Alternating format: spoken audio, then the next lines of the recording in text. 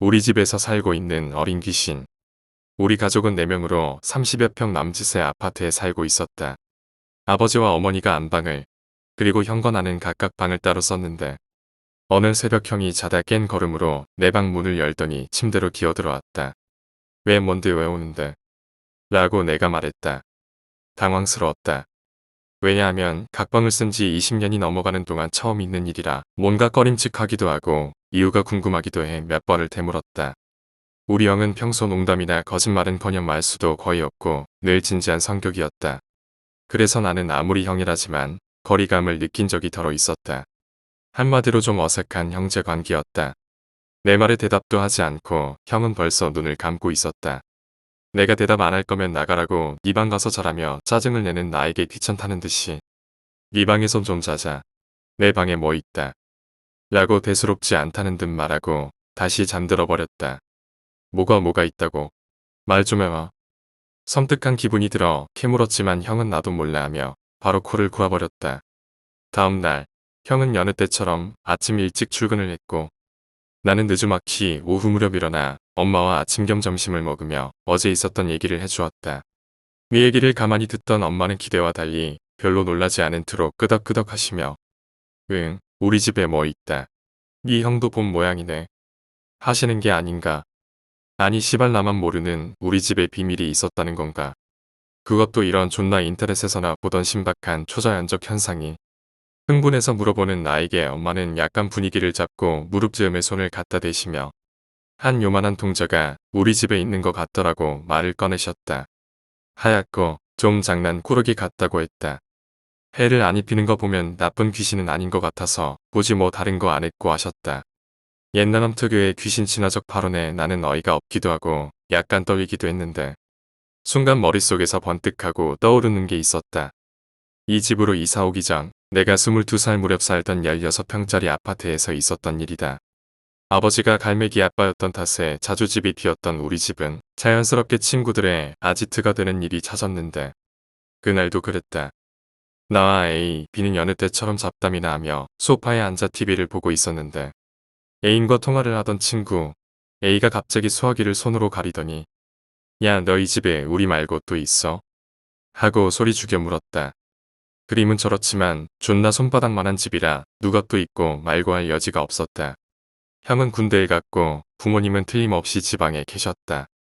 뭔 개소리야 나는 이놈이 또 무슨 장난이라도 치려는 건가 싶어 TV에 눈을 박은 채 흘려 넘겼지만 또 다른 친구 B가 약간 겁에 질린 얼굴로 야 나도 봤어 니네 집에 애완 동물 같은 거 안 키우잖아 하며 A와 마찬가지로 소리를 죽였다. 두 새끼가 한꺼번에 이상한 소리를 해대니 나도 덜컥 겁이 났다. 왜 뭔데? 뭐 봤는데? 오히려 집주인인 내가 되물으니 친구들의 긴장감 역시 배가 되어 욕을 내뱉으며 잠시간의 침묵이 싸늘하게 흘렀다. 친구 A는 방금 전에 화장실에서 뭐가 나와서 작은 방으로 들어갔어. 하얀 거, 요만한 거. 하며 무릎기에 손을 갖다 댔다. B도 아, 맞아. 소름 돋아 뭐야 시발.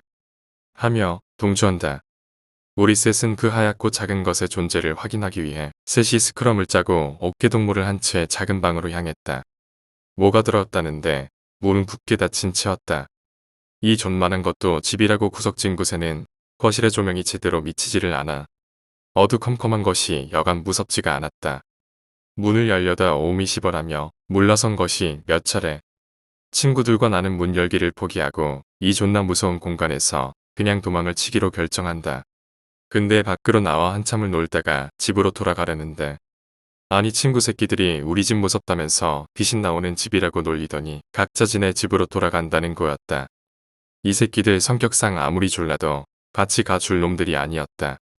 나는 술도 좀 먹었겠다. 불 다 켜고 음악 틀고 자면 뭔 일이야 있겠냐 싶어. 그래 이 새끼들아 나 귀신한테 죽으면 니네 제일 먼저 찾아간다 하고는 혼자 용감히 집으로 갔던 것이다. 뭐 그 다음은 다른 귀신 얘기와는 다르게 아무 일도 없었다.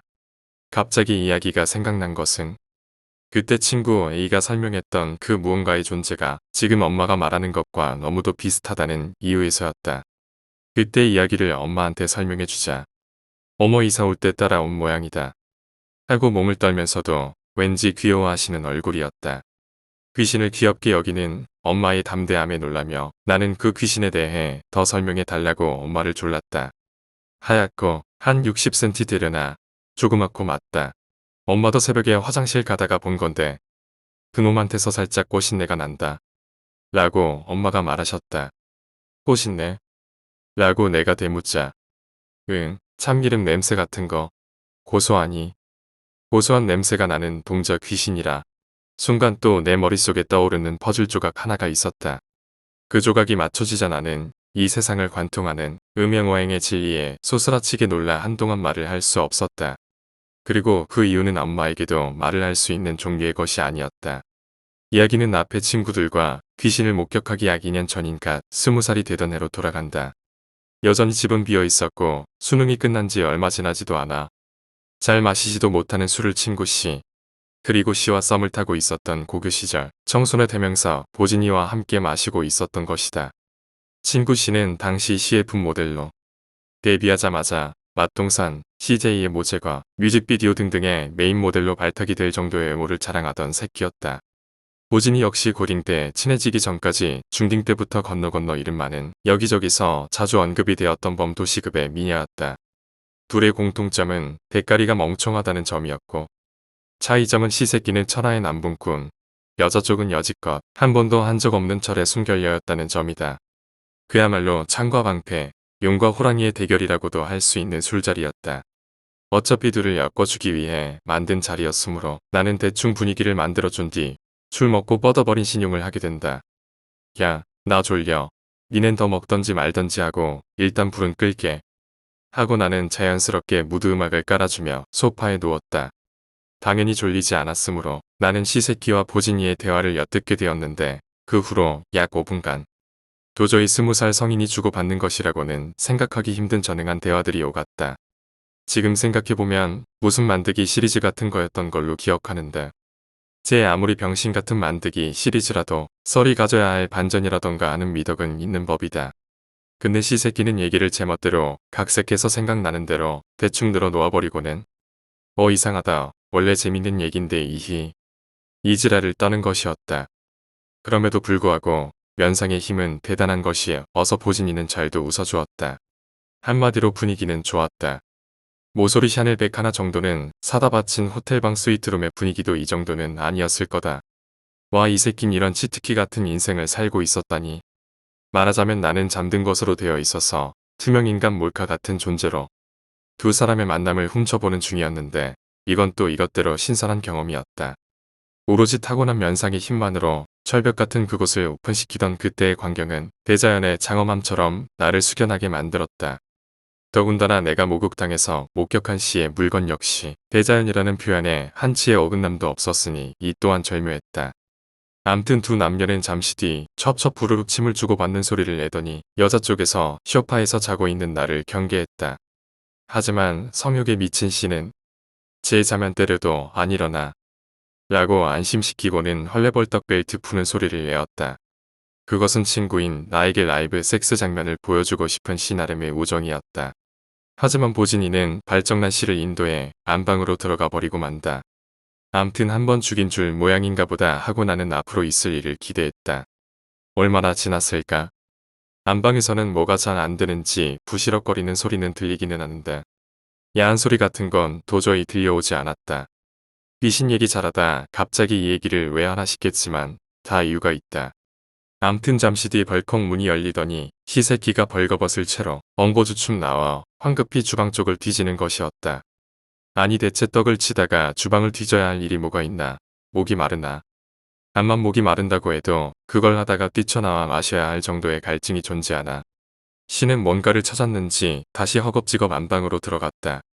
그리고 뒤이어 퍼지는 향기가 있었는데 그게 참기름 냄새였다. 나중에 알게 된 사실이었지만 보진이의 그곳에 장엄한 씨에 그것이 제대로 들어갈 턱이 없었던 것이다. 아무리 그래도 참기름을 발라서 갖다 꽂을 생각을 했다니. 그걸 시도한 씨새끼나 보진이나 그 이후 도저히 사람 새끼로 보이지가 않았다. 이 일이 있고 나서도 내 앞에서 면상을 빳빳이 들고 다니며 도도한 척을 해대는 보진이를 볼 때면 여자에게 첫 경험이란 그곳에 참기름을 쳐바르고 해도 상관없을 정도의 무의미한 것인가 하는 회의가 들기도 했다. 참고로 보진이는 현재 부잣집 남자 만나서 애 낳고 잘 살고 있다. 예상했겠지만 그 후부터 약 1개월 후 보진이는 정해진 수순대로 낙태를 하고 만다. 그리고 2년 후 친구 A와 B가 우리 집에서 흰 동자를 보게 된 것이다. 나는 이런 이야기들을 도저히 엄마에게 말할 수 없었다. 너무 억지로 끼워 맞춘 건지는 모르겠지만 나는 아무래도 위의 사건들이 전부 연관이 있는 것 같다. 두 번째 이야기. 귀여운 여자친구. 1년 정도 전 이야기다. 당시 내게는 귀여운 여자친구가 있었다.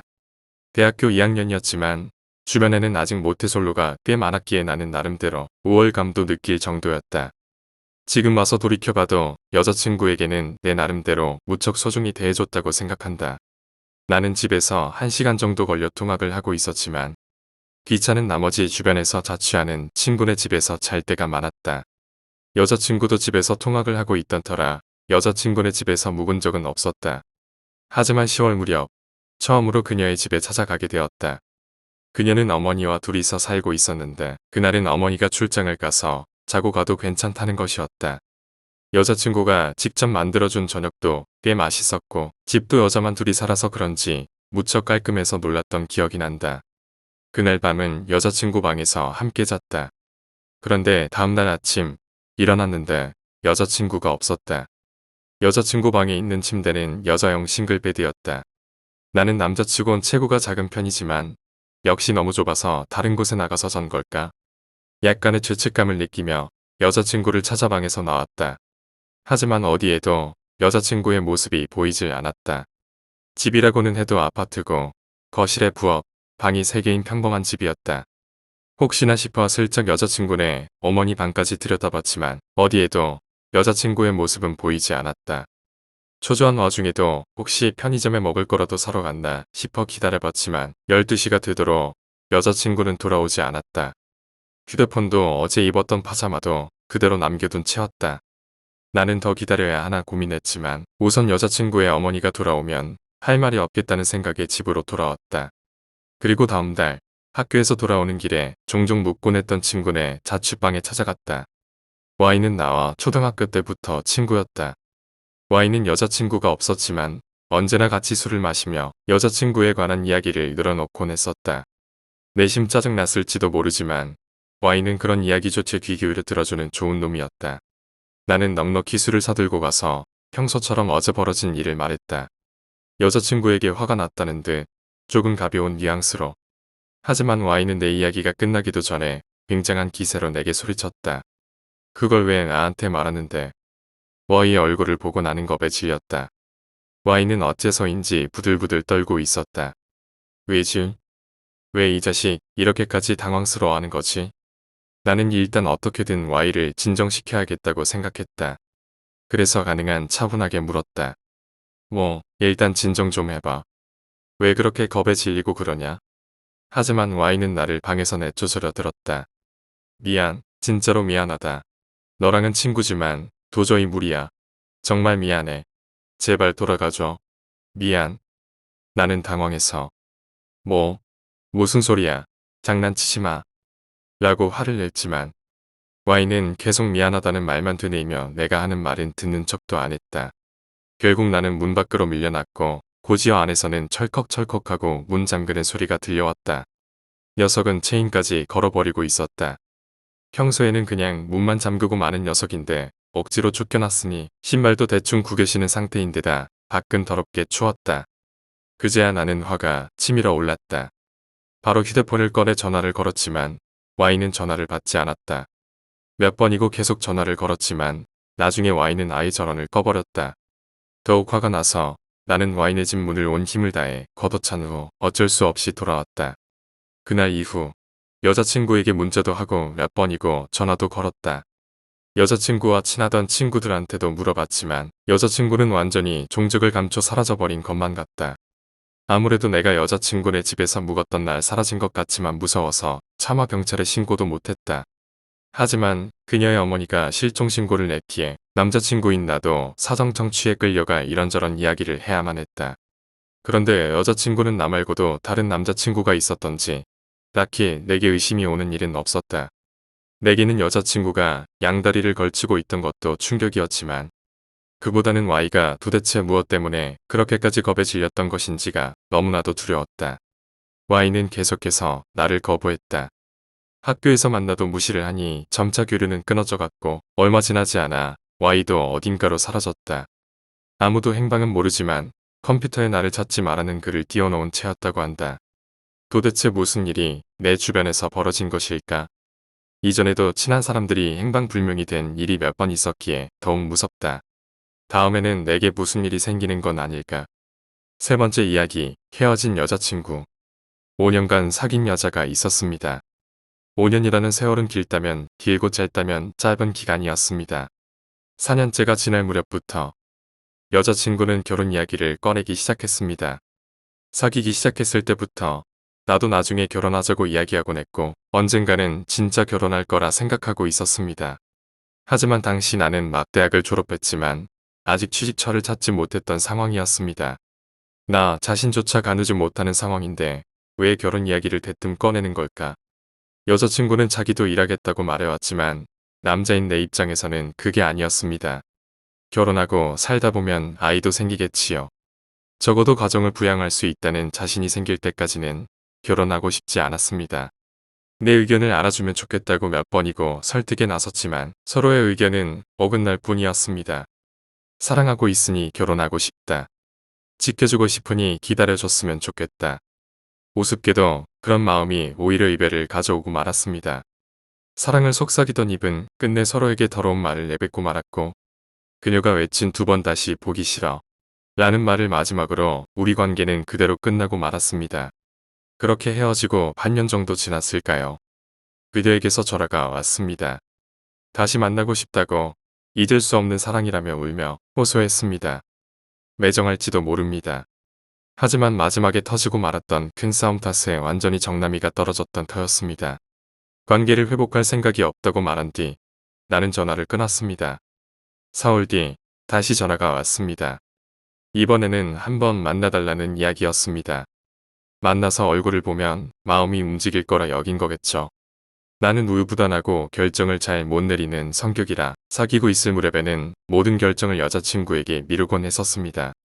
그런 내 성격을 잘 알고 있었기에 그런 제안을 했던 거겠죠. 물론 나는 거절했습니다. 다음 전화는 이틀 뒤였습니다. 세 번째나 전화를 받으니 슬슬 기분이 나빠지더군요. 전화기에 여자친구 이름이 뜨는 것도 보기 싫어 쿠션 아래 핸드폰을 던져놓고 없는 척 하기로 했습니다.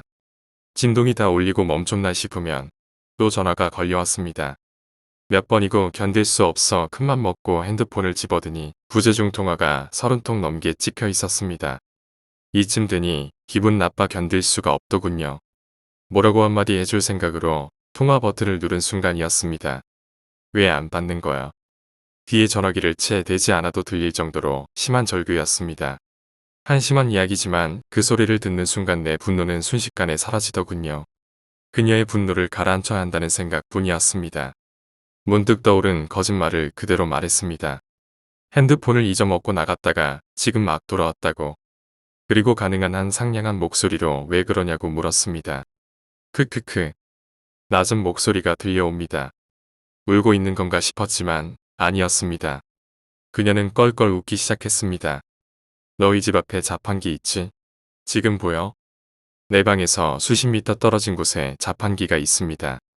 무슨 소리를 하는 건가 싶어 창밖을 바라본 순간 손에서 휴대폰이 미끄러져 떨어졌습니다. 그녀가 귀신 같은 얼굴을 한 채 눈물을 흘리며 웃고 있었습니다. 사귀던 5년간 한 번도 보지 못했던 얼굴이었습니다. 아니, 한 번이라도 봤다면 당장 이별을 구했을 거라 생각할 정도로 무서운 얼굴이었습니다. 그날 밤은 무서워서 잠을 이루지 못했습니다. 아침 해가 떠오르자 나는 겨우 살았다고 생각했습니다. 상쾌한 공기를 마시고 밝은 햇빛을 받으면 마음이 달라질 거라 여겼죠. 살짝 커튼을 열고 밖을 내다봤지만 자판기 쪽에는 아무도 없었습니다. 나는 안심하고 커튼을 활짝 열었습니다. 창문 정면 가느다란 전봇대에 기대듯 앉아 그녀는 내 방 창문을 올려다보고 있었습니다. 그리고는 나를 바라보며 미소 지었습니다. 안녕 하고 입이 움직이는 듯 했습니다. 열었을 때와 마찬가지로 나는 힘껏 커튼을 닫았습니다. 귀찮은 일이 되어버렸구나 싶었습니다. 한숨이 절로 나오더군요. 알아채지 못하게 슬쩍 밖을 보니 그녀는 여전히 전봇대 옆에 앉아 내 방을 올려다보고 있었습니다. 집에는 일주일 정도는 버틸 식량이 있었습니다. 아무리 그녀라도 배는 고플 것이고 목은 마를 테며 화장실은 가고 싶겠죠. 나는 틈을 봐서 방을 나온 뒤 당분간 친구네 집을 돌아다니며 묵을 작정으로 짐을 쌌습니다. 하지만 그녀는 움직이지 않았습니다. 내가 들여다보지 않을 때만 볼일을 보는 건지도 모르겠습니다만 내가 볼 때는 늘 거기 있었습니다. 나흘째 밤 그녀의 모습이 보이지 않았습니다. 나는 희낙락해서 방을 나오려다 현관문을 보고 우뚝 멈춰섰습니다. 우편물 구멍이 기묘한 형태로 열려 있었습니다. 신문 정도만 들어올 수 있게 열리는 타입이라 다행이었습니다. 90도로 돌아가서 열리는 타입이었다면 나는 거기서 그녀와 눈이 마주치고 말았을 테니까요. 더 열기 위해 손가락이 발버둥치고 있었습니다. 저기 들여보내줘. 이야기를 하자. 그렇게 서로 사랑했었잖아. 한 번 더 이야기를 하자. 뇌리에 떠오른 것은 오랜 세월 봐왔던 사랑스런 웃는 얼굴이 아니었습니다. 자판기역, 귀신 같은 얼굴만 떠오를 뿐 나는 머리까지 이불을 뒤집어 쓰고 미친 듯이 벌벌 떨었습니다. 그럼에도 몇 시간 정도는 잠을 자고 말았던 것 같습니다. 정신을 차린 뒤 조심스레 이불 밖으로 얼굴을 내밀고 가만히 현관문을 바라봤습니다. 우편물 구멍에서 새빨간 줄이 수도 없이 흘러내리고 있었습니다. 기 하고 철판이 살짝 열리더니 무언가가 던져져 들어왔습니다. 붉은 줄이 하나 더 늘어납니다. 그게 무엇인지 알아차림과 동시에 나는 경찰에 신고했습니다. 고기토막이었습니다. 그녀는 작아져서 내 방에 들어올 생각이었던 겁니다. 얼마 지나지 않아 바깥이 소란스러워지더니 구급차 불러 하고 소리치는 남자 목소리가 들려왔습니다. 사이렌 소리가 들리고 더욱 소란스러워지더니 잠시 지나 문 열어주세요 하고 말하는 남자 목소리가 들려와 나는 문을 열었습니다. 사실은 열고 싶지 않았지만 남자는 경찰일 테니 어쩔 수 없었습니다. 현관문도 그 앞 복도도 새빨갰습니다. 그녀의 모습은 보이지 않았습니다. 이미 구급차로 옮겨진 듯 했고 경찰 쪽에서도 배려를 해줘 대면하지는 않았죠. 발견됐을 때 그녀는 자기 손가락을 물어뜯고 있었고 합니다. 나는 곧바로 이사했습니다. 새 집은 건물 입구에 우체함이 있는 곳으로 골랐습니다. 처음 이사했을 때는 커튼을 열 때마다 식은땀이 흘렀습니다. 그 사건이 있고 몇 개월 뒤 그녀가 자살했다는 말을 전해 들었습니다. 솔직히 안심했습니다. 안 됐다 싶었지만 안도하는 마음이 더 강했죠. 어느덧 안정을 찾고 얼마 지나지 않아 새 여자친구도 생겼습니다. 그 무렵부터였습니다. 기, 철컥, 이 불규칙하게 소리가 들리게 되었습니다. 기, 철컥, 이 다른 곳으로 가도 소리는 들려옵니다. 노이로제 증세까지 생겨 여자친구와도 헤어졌습니다. 그러자 소리는 멎었습니다. 다시 시간이 흘러 나는 다시 새 여자친구를 만났습니다. 기, 철컥, 이 나는 지금 홀로 지내고 있습니다. 결혼은 평생 할 수 없겠죠. 아니 정확히 말하자면 나는 평생 홀로 남을 수 없을 겁니다. 아직도 그녀가 문 앞에서 스스로를 작게 잘라내고 있으니까